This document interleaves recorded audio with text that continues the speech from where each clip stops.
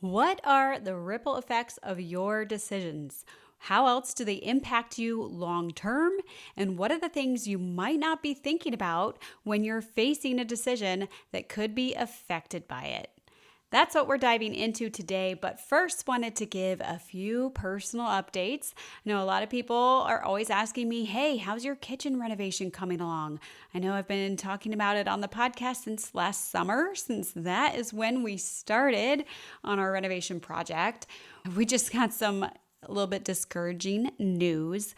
This week, it is April 21st as I'm recording this. We thought our cabinets were supposed to be in either this week or early next week. And we finally got through to our cabinet guy to get an update. And our delivery date to him is not until May 25th, which is a Sunday. So I'm like, that's kind of odd. Who would deliver on a Sunday over Memorial weekend? So we don't know if it'll be the Friday before or more likely the Tuesday after, since Monday's Memorial Day. So now we have to wait an extra month, and we literally just got rid of our current cabinets since we are having our flooring guy put the flooring in the living room, kitchen, and dining room. So at least we'll have our final floors in, and we can do some of the other work that needs to be done before the cabinets go in, like having the walls painted. The ceiling needs to be painted, where we had to patch some holes in the ceiling from moving light fixtures around, and we removed an entire wall. So had to patch the drywall there and the ceiling work there. So there are some things we can do in the meantime. But at the same time, thinking about going a whole extra month with no cabinets, no counters, no storage. Like right now, all of our kitchen stuff is in boxes in my office. So a little discouraging, a little disheartening, but we will make it through. So that just goes to show, though, one of the ripple effects of choosing to do projects ourselves instead of hiring one general contractor to cover everything. So we had a separate flooring guy, separate cabinet guy. Josh did the electrical work himself. We removed the wall ourselves. So that's what's just been dragging this project on. And when you are facing the decision at first, like, do we hire the contractor or do we do things ourselves? The number one thing we were looking at was budget. And honestly, now that we've been through it and we were looking back, it's like we've probably saved money, but we haven't been saving all of our receipts. And my husband has had to go back to Home Depot so many times to pick up new tools or new supplies. So that's one thing, that the initial effect of choosing to do things ourselves, like, contractors have all the tools already, and contractors get discounts on their supplies because they often buy in bulk and they've got connections with different companies. They get wholesale prices, whereas if we're buying things from Home Depot, we're paying consumer pricing on that and not the wholesale pricing that the contractors get in the contractor pricing. So there are ripple effects, and just it dragging out and having to deal with the stress of not having a kitchen and having our stuff all shoved. Every single room in our house has things that are shoved in it that don't belong there. Besides that, our living room is currently cleared out so we can lay the floors there, and our kitchen has nothing in it. And once the floors go in there, we'll have to move everything out of the dining room that's shoved in the dining room in order to then access the dining room to put the floors in there. So it's just a long process, very dragged out. But this episode is going to be short and sweet because I don't have the time this week to be dedicating it to anything longer. But I think there's still a lot you can get out of it in a short amount of time. So that's even better. Why drag things out and make a super long episode when I can get through the content and help it be impactful in a short amount of time? So take a listen.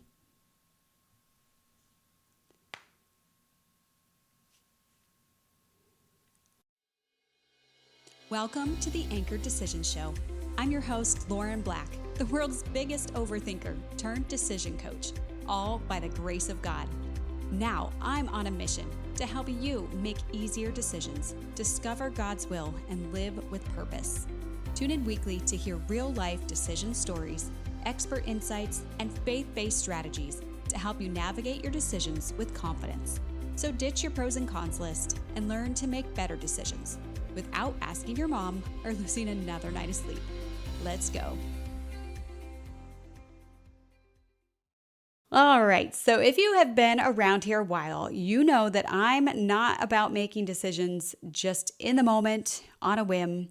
I'm about anchoring them in God, making wise choices, thinking long term, and being mindful of how our choices not only shape our lives, but the lives of those around us. Because every decision you make has a ripple effect. So it's like when you drop a stone in water, you might only feel the splash at first, but the ripples keep spreading. It touches other things around it. I guess a better analogy would be more of a tsunami or something bigger where it starts off small. An earthquake causes a little splash in the ocean that just builds up, and pushes, and then it washes ashore and can affect everything. I guess it just depends on which decision you're making and how big of a decision it is. Are you making a decision where it is just a little pebble thrown in and you've got a few ripples, or are you making a tsunami decision that can impact everything in your life, either for the detriment of it or for the better? So let's go through a few examples. Rather than me just talking through more and more, I think it'd be easier to get my point across to share some examples. So we will start with a housing example since I'm going through housing issues right now. And so let's say you are building a home from scratch and you're trying to stay within a budget. So you go with the cheapest materials and you might cut some corners here and there. And I know that building is expensive. We are going through very expensive renovations right now. But here in Florida, you have to think about hurricanes. And so if you start cutting corners by only putting single straps on your roof instead of double, or you go with wood framing instead of concrete block, those are going to have effects on how your house holds up in a hurricane. Or maybe you grab the lowest cost appliances and thin insulation and really cheap fixtures. What are the effects of those? They might look nice and fine when you first start using them, but are they going to hold up? So if you have this beautiful, fresh new house you built that you cut corners everywhere you went and everything's cheap, are your appliances going to hold up? Probably not as well as they would if you had gone with more expensive appliances from the start. And maybe that's okay. Maybe you aim for that. You say, hey, since we have so many expenses up front, we're just going to go with things that are cheap. And then when they need to be replaced, then we'll put in the more quality ones. But if you are cutting corners just for the sake of, hey, you're looking at only at budget and you're not thinking through the effects of it. So if your appliances break early, then you might have more replacements. And so that's costly. And then also, if you had custom made your kitchen based around certain things, like my in-laws had a condo in Mexico, and they built this whole custom kitchen based around this unique sized fridge that they had put in. And when that fridge went, it was going to cost $20,000 to reconfigure their kitchen because they couldn't just put in any old fridge. They either had to go buy a super expensive custom fridge or redo the whole cabinets, which is what they were planning on doing until they decided just to sell and not have to worry about the kitchen themselves. So if you've got something in that's a custom thing and it breaks, that affects more than just, okay, let's just switch this out. The last time we had to switch out our fridge, we actually have two fridges, double fridges. And the only fridges we could find that fit the width of our space were too tall. And we had to remove the cabinets above the fridge and just put some shelves in because it didn't work with the cabinets. So these are some of those ripple effects that, okay, you buy the cheap appliance, you think no big deal, we'll just switch it out, but you might have to switch out your cabinets, make some changes. That's more time, more energy, more money. Things like poor insulation, you might have higher electric bills every single month. And if that adds up over 30 years or however long you are in that house, that can be really expensive, way more expensive than if you had just put the proper insulation in from the start.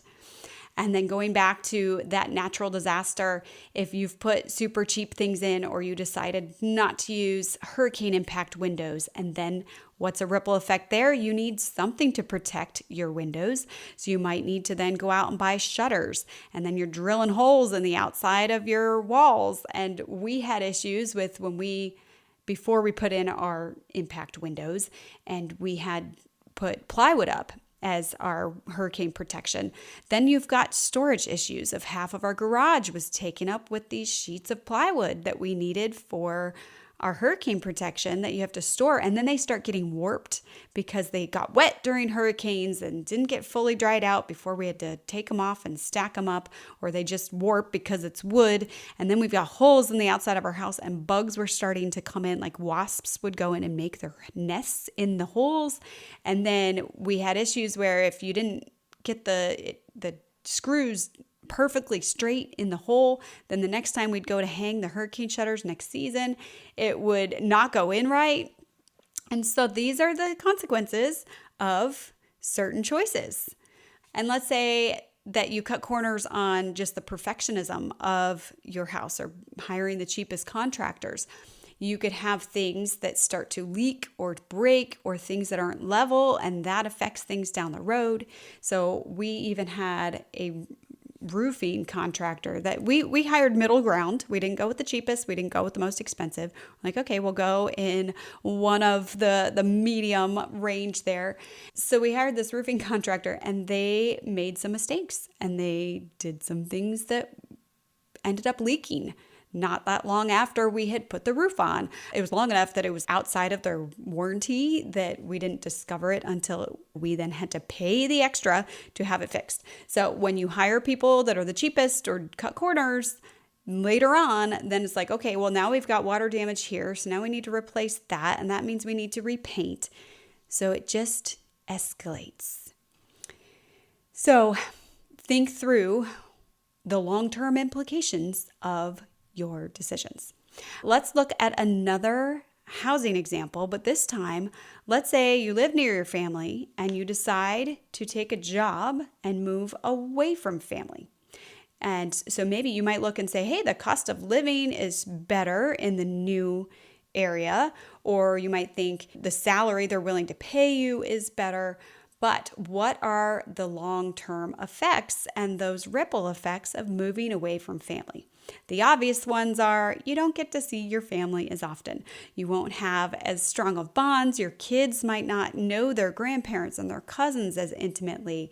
But what else are the effects? So you might now have to travel for every holiday if you actually want to spend those holidays with your family members, which means you are flying or driving at the busiest, most expensive times of year. If your family can't accommodate you in their house, if you need to rent a hotel or get an Airbnb, it can be harder to find and more expensive. Then if you're taking paid time off and spending your vacation time to go see family, then you don't get to spend your vacation days going and doing other travel that you might want to do as a family. Instead, you have to go see your parents, see your sisters, see your cousins. And then plus, let's say if you had family nearby before and they were able to help with some free childcare for you to go on date nights or for you to be able to work. Sometimes the grandparents watch the kids for those that are local. And so now if you're moving away from that, you have to think about all of the date nights that are now double in price because childcare and babysitting is so expensive.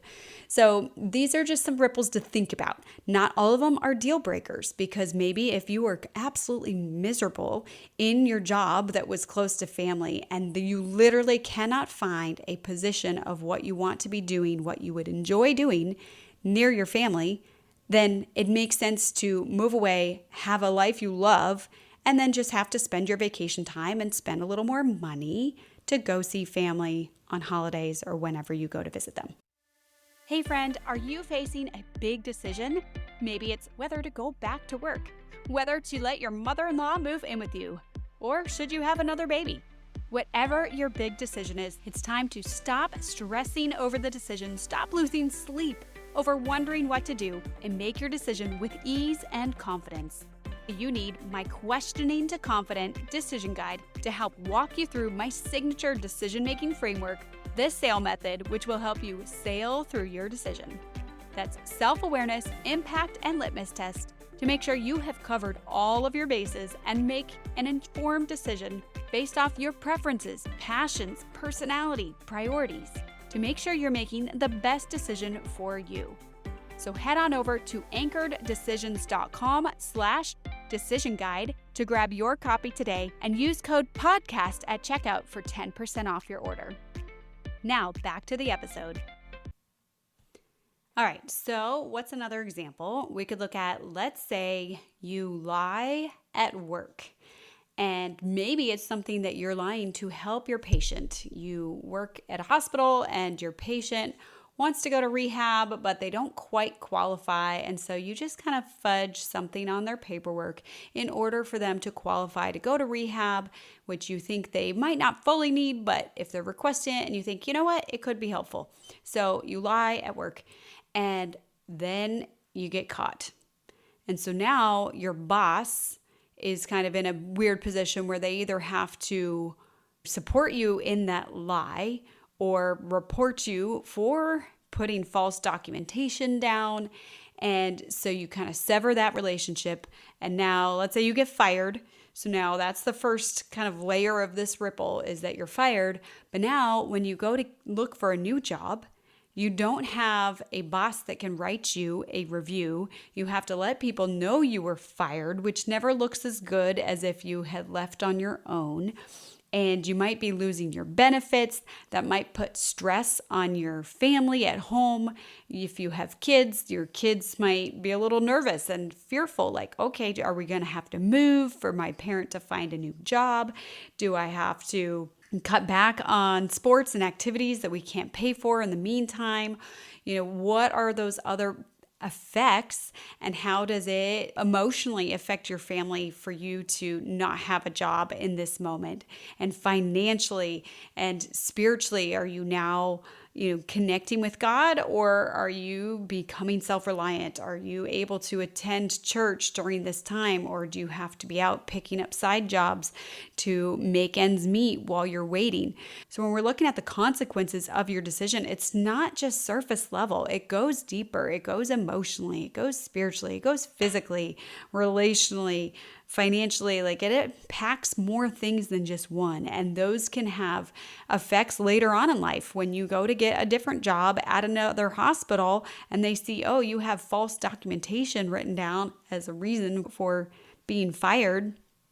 Is that going to impact your role? Are you able to move up and take on higher positions at your job if they see that this is in your past? So there are just consequences, and sometimes things are out of your control. Like, you felt you were doing the best thing for that patient, but now you're suffering a consequence for it.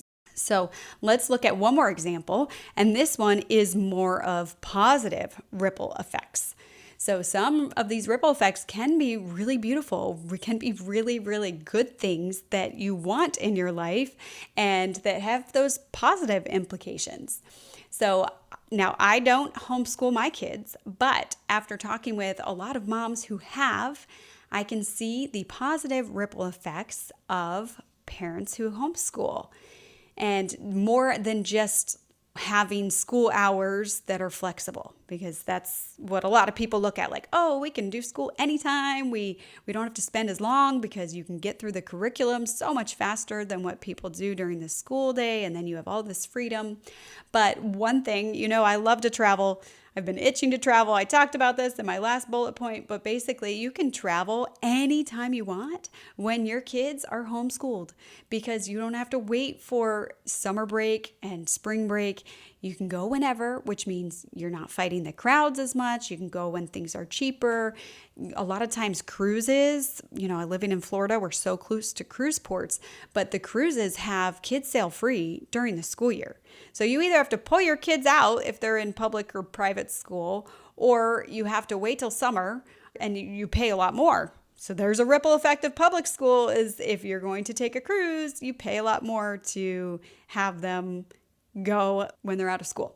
So back to the homeschooling, you can also spend more time as a family together. So building those bonds, building more memories, special relationships with your kids. You can pour into them more on a spiritual level, where you can choose curriculum that is based around God for every subject that you do. And you can choose the curriculum that fits your kids' specialties and their strengths and their desires and what they're interested in so that it keeps them more engaged in their schooling. So I actually had a podcast episode 22 with McLaughlin, that she shared how she uses homeschooling to help shape her kids' careers. She finds what paths and interests her kids are aiming towards and really interested in so that she can help build them up for their careers now while they're little. And she does that through homeschooling, through, okay, if you need a writing project and her kid is really interested in sports announcing, go write a letter to a sports announcer, and you have to come up with questions that you would ask them in an interview style. And that way they're working on their handwriting, they're problem solving, they're thinking deep, and they're doing it in a way that interests them. That ripple effect of thinking about your child's career when they're little and being able to pour into them and help them aim towards that now can set them up for so much future success, because they can then go shadow and intern while they're in school, in elementary school, high school, well, maybe not elementary, but like middle school, high school. They can start shadowing, they can start interning, they can start, looking at, do I actually really like this as a career? Do I want to do that? And then they can have the experience on their resume, and they can start building towards that and get ahead in life, because they're not going to be 25 years old graduating from school with a master's degree that they don't even care about or want to do the work, because they just chose things that should be a good career, quote unquote, rather than finding things they're passionate about, they're strong in, and that they really could build a good, stable career out of. So, with this said, what does this mean for you? So, whether you are facing a big decision right now, or you have a big decision coming up, I want you to start looking at all of the ways it can affect you in the 5 impact zones. This is from my SAIL method, SAIL. This is my decision-making framework that I use for my coaching and my decision guides. And I have that I is impact. And so you want to look at, how does this decision impact me spiritually, financially, relationally, physically, and emotionally? And most things fall into those categories. Like if you think about education, well, education, that would be somewhat emotional and somewhat physical. Look at all of the ripple effects in those 5 impact zones, and then start thinking, okay, if it affects this, take it one step further. What else could that affect? And just think about all the layers that it could be impacting in your life, in your loved ones' lives, in anyone else who's affected by that decision's life, so that you're able to really evaluate from a full perspective. Now, every episode, I like to leave you with an action step. So today's action step is to look at either a decision you have coming up, or look at a decision you've had in the past and look at those ripple effects. So if you don't have a decision you're facing soon, then go back to a decision in your past and start to journal and write out, what were the ripple effects of that decision? How has it impacted you and those around you in these various areas? And that way you're able to apply that to the next decision you make and really have a good grasp of how else it affects things around you. So now this goal is not to have pride over, oh, look at all the good things that have come out of this decision, or to have guilt over, oh man, I made that bad decision and now look at all the bad things that have come out of it. It's just for awareness so that you can move forward making the best decisions possible. That is what I am all about here at Anchored Decisions, is helping you make wise choices that make for a better life. Because when we slow down long enough to see how far these ripples go, we can better anchor our next decision in faith, in wisdom, and in intentionality. So that is all for today's episode. If this encouraged you, would you take 30 seconds to leave a review? You can just scroll down if you're an Apple podcast from your episode or from my main show page, and it should show you where you can leave a review. I would love to hear what you think of the show and what else you want to hear on my show, or share this with a friend so that you can be an encourager to them and help others make wise, faith-based decisions. So let me close us out in prayer. Father God, I thank you so much that you are a God of wisdom and that you want the best for us and the best ripple effect we can have in our lives. So may we make all of our decisions based on wisdom, based on looking at the long term and the other implications and how this decision we're facing can impact those around us and our circumstances, not just in our close proximity, but throughout as it radiates to things around us. So God, we pray that you would be the center of all of our decisions and that you would guide us with your full wisdom and that we would be aligned with you and your path. We lift up all of our decisions to you, Jesus. In your name we pray. Amen.